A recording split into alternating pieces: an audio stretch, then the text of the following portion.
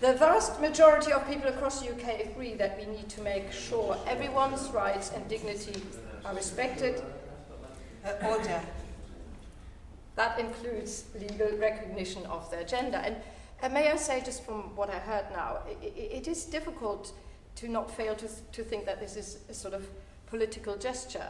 And also, I'm the last person who would want to put the rights of women or the safety of women at risk. But it is also interesting to note that there are women on this side mostly, in which name often these policies are designed, and yet we are far less concerned in the way that this political debate has been had in the last few months and year. I do believe both sides need to be heard, and both are very vulnerable groups, and we need to make sure that we get the balance right. The proposal of this bill is that countries that have moved towards forms of self-ID for transgender individuals will be made to produce medical documentation when applying for a gender recognition certificate in the UK. At its essence, these changes in the statutory instrument appear designed to make life for transgender people coming to the UK more difficult, especially from our politically most aligned countries. Surely the government must have a good basis for doing so, and I would welcome an explanation as to what evidence these proposed changes are based on, apart from that other countries have changed their rules.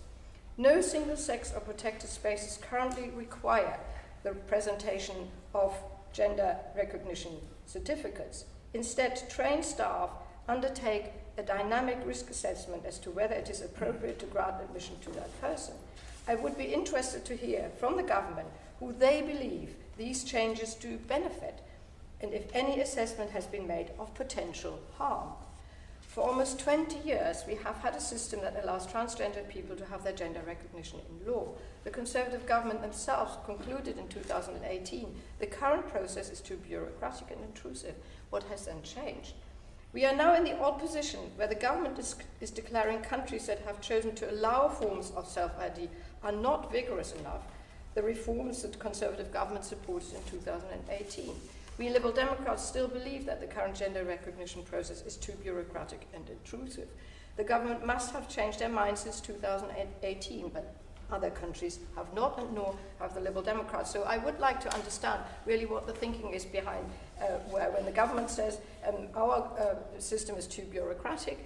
The countries who have that introduced something that is less bureaucratic, they're now excluded from coming into this country and have to produce more evidence. So I would be very interested to hear the argument about that. Thank you very much.